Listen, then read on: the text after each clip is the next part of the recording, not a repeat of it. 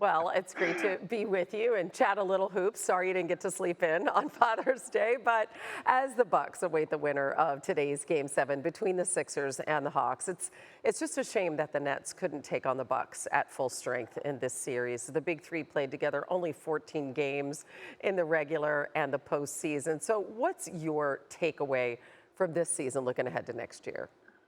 Well, it just shows that you need time with one another to develop certain types of chemistry.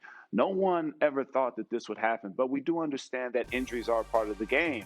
So, in that situation, now you have a resilient group now trying to get back. That's the only thing you can think of right now because you didn't get to your goal of possibly a championship.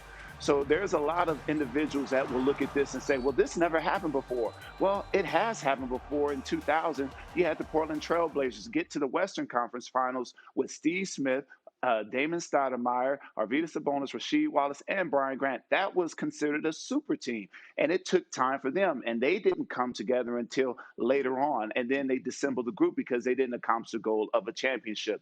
More than anything else, what I take from this, Hannah, is that how important it is to take care of your health. Now, you can't, dictate what's going to happen. But for James Harden, now it's time for me to start thinking about how can I be more durable?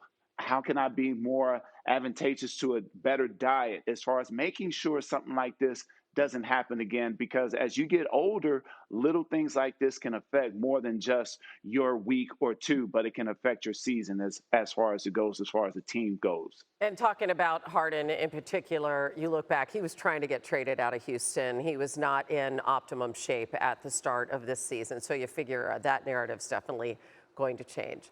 All right, on the other side, the Bucks advance after winning Games 6 and 7. So who should they be cheering for today? Who do you think they should match up best in the Eastern Conference Finals, the Hawks or the Sixers?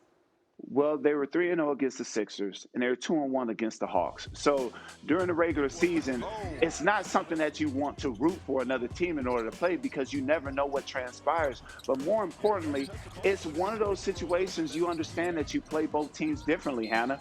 You have a lack of post presence with the Hawks, and you can go ahead and try to dominate down low and attack. But on the flip side, you got to deal with a guy like Joel Embiid if you're playing the 76ers. So in all of that, they are more about respecting their opponent because they understand if you skip steps at this particular juncture, and I know that Mike Budenholzer understands this, it's about dealing with whoever you have dealt with and being more solid in how you played them. So in all of that, I can't tell you anything as far as who they want. They just have had success in the regular season, Hannah. But you can tell me really quickly what you got for Father's Day. Show me.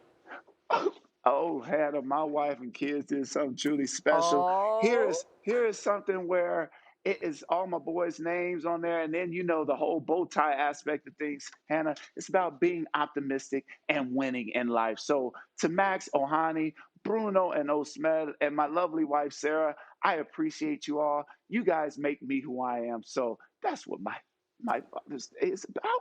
oh my gosh, Brucey bow tie coming with the emotion, the Father's Day love, all of it. I said I wasn't going to do this. All right, pull it together.